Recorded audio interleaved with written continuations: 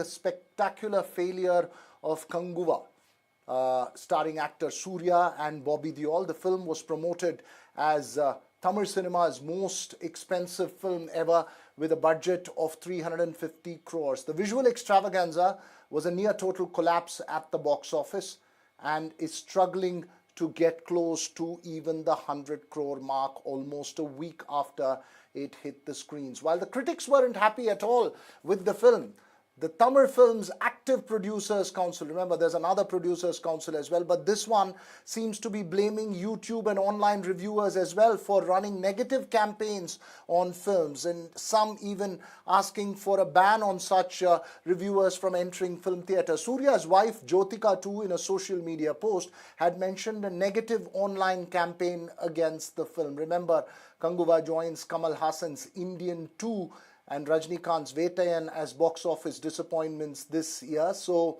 is it fair to blame online reviewers for a film not doing well at the box office, or do malicious negative campaigns really affect a film's chances? That's a question this evening on the show. Joining me this evening, well-known Tamil director and producer R.K. Selvamani, film critic Lata Srinivasan, as well as actor Sanjana Galrani. First to you, Lata. Well, how much do online reviews and comments actually impact a film, and can they be blamed for running an online negative campaign, as some sections seem to be attributing to the YouTube and the reviewer community? Good evening, Veer Raghav. This is a very pertinent question because Kerala has banned such YouTube reviews and now Tamil Nadu wants to follow suit. While social media reviews or opinions of the public are important, I think, calling them reviews, YouTube reviews as such, is wrong, because what these YouTube channels do is actually take comments and opinions of the public who watch the first day first show of the film. Of course, they affect a film, there's no two ways about it.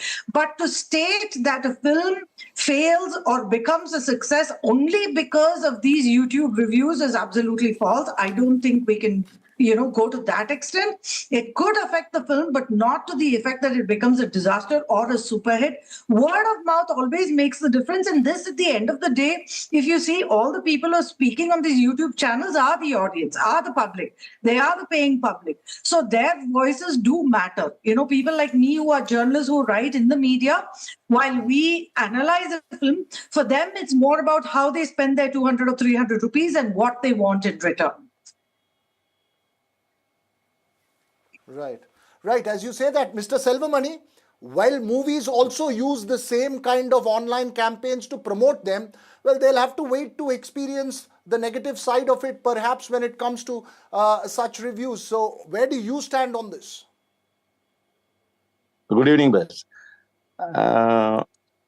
Online review, yeah, we can accept it, but there should be a limit for that. You cannot criticize in person and whatever you want. There should be a limit. Yeah, we are using it for a promotion also, but when we are using it, there is a limit. Even the online view, when they are criticizing it, because the negative criticism is have a large viewers. So that what they are saying, not nowadays, the criticizing people are more than the viewers. So everybody took a camera, took a cell phone, they're criticizing like anything. They are personally attacking it. It's generally happening. But in this film, we understand the hater, and personally, overall, in politically or movement-wise, the people can use the online to kill the film. I will not say all the only the films are based on the online review like that. Yes, of course, if the film is not good, the people will not come. But there is a limit. If the film is struggling for some time at the opening, no, so you're saying, yeah, sir, but they But that's the reality of the online world, right? How does one draw the line? Where is the limit? I mean, this is the reality of online world. If you're going to embrace it for the powers of it, one will have to contend with the negative side of it as well. I'm not saying that there is no concentrated campaign, but if it's a bad film, if the film itself is not gripping enough for the audience, then why blame the reviewer for a collapse? I think they also become easy scapegoats sometime for a film not being able to hold the audience. Yeah, you are correct. But now only we understand how the people can use the online to kill the film. Before it was okay. Their reviews are helped us to reach a film in someone. If the film is 50% okay, the reviews make us to help us to reach our 60% and 70%. They cannot kill our film by zero level. But now we understand even the film is good when the first show itself or the first minute itself, they are ready with the content. All that they're ready with their content. Even the film is good, they will criticize. That time, what happened? The opening will nowadays. How do we deal with it? They should have a limit. They should have a courage. No, how do we deal with it? Sanjana Galrani, this is a reality. Now, What Mr. Selvamani is saying is that there needs to be a limit. There are agendas that are running around. Somebody can kill a film because they want a concentrated or a concerted campaign against the film. Sanjana Galrani, how do we go about this? I mean, often such campaigns are run by those within the film industry itself. They also run positive campaigns to hype up a film much bigger than what it actually is. I would like to divide the reviewers into legitimate reviewers and illegitimate reviewers. Like how you have Lata ma'am here, who's a senior journalist. She's a legitimate reviewer. She's from, people like her work in the biggest of the newspapers in the country, which are reputed. And these are reviews that we can genuinely follow. But when it comes to YouTube or people who are reviewing on YouTube, they definitely are people who have agendas because, I'm sorry to say, but being very blunt, they want to be paid by the producer before they review.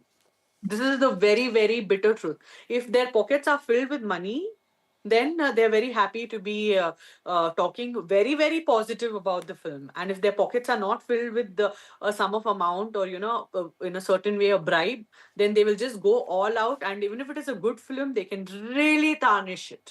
They can really kill the film, like how directors have just mentioned. So an audience are very intelligent to know that, okay, these are legitimate newspapers that we should read, and these are gossip columns who are just trying to kill the film. And however, when it comes to Kanguva, it is not such a disastrous film or it's not such a bad film. It's definitely a film which everyone in South India is going to watch at least once because it's not got a 1-star or a 2-star anywhere. It's getting like a 3-star, 3.5 star. And Surya is a very beloved star amongst all of us. And for the making and for the beauty of the film, irrespective of how much ever you try to tarnish the film, people like me, because I am a cinema lover and my heart bleeds when any film is criticized but Sanjana, to death because it's definitely not that bad a film. Sanjana, look, I may be the fan of, let's say, a star. Let's say I'm a fan of Rajnikant. I may like Vetayan, but there is a generic review that's come out of it. Indian 2, for instance.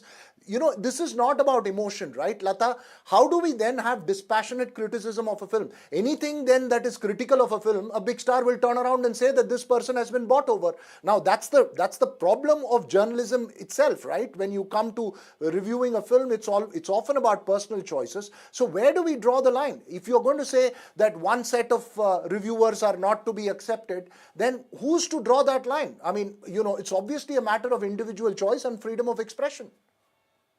Absolutely. I think the film industry clearly needs to distinguish between mainstream media and what are these YouTube channels and social media, content that anybody can put up. Right. What has happened is in the Indian film industry and possibly in other film industries around the world, producers and filmmakers have been using these YouTube channels and social media influencers to promote content, to promote their films. Like for instance, the box office grosses. Those numbers. We don't even know if they're true or not, but they're so inflated, and everybody is talking about huge box office numbers, huge budgets, and these are being 1,000 promoted by crores. all these channels, right? So none of us, the mainstream media doesn't know if it's true or not true, because there's nothing which is transparent or given. We say reportedly for everything because that's what we are told. Now, when you've been using them for so many years, That's right. suddenly to turn around and say, oh, they are to blame. Well, I think, they need to figure out why they gave them so much of leeway and paid them to do so much of promotion. They should have drawn a line at that point itself. Now, when films are failing, I think Right. turning around and criticizing people is a bit unfair because you allowed their growth in the first place. That's right. Mr. Selvamani, please respond. I mean, take off on what the point that Lata is making. It's a very, very important point. There is lack of transparency in how much you're putting out. Nobody knows whether the movie had 350 crore budget, right? So, it's used also as a marketing gimmick, sometimes pumping up the numbers to say this is the most expensive film, etc., etc. And when there is lack of transparency, then how do we establish the truth about whether a movie is actually doing well or not doing well? How do we go about this process? This is where it's a bit of a minefield, isn't it? When you say these reviewers should be banned, who is to decide who is to be banned? And some of those YouTube reviewers could be a matter of individual freedom of expression about a film. No. Online reviewers, they are not from income tax people. So, we are making a story. We can say whatever amount or what. It is not a matter. We are saying we are making the film 1,000 crores, 10,000 crores. That is all not a matter. We are telling a story. Oh, it's really happening. It's not happening. That is not a matter. What I'm saying, when you are reviewing it, do not attack the people in person, or do not tarnish their images. When you are talking about the film, you are talking about Jyotika, or what are all she spoken in previous. What is a necessity when you should talk about the family members, or his appearance, or his body, what it needs? Because they have a agenda. Okay. We should kill the film. No, that... As Sanjana told, we have to pay now.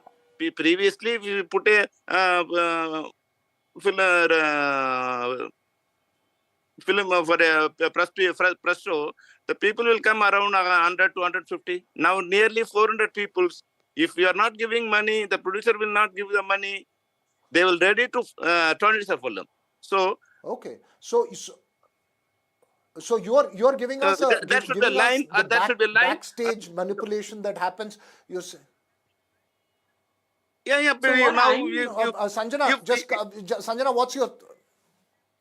So what I'm trying to say here is, when they're reviewing a film, let them just review the film. They don't have rights to cross the line and make those personal attacks. If you see the biggest of the tabloids, they don't make personal attacks. If you see the biggest of the newspapers, biggest of the news channels, they do not make personal attacks. They don't body shame the actor. They don't talk about their personal life.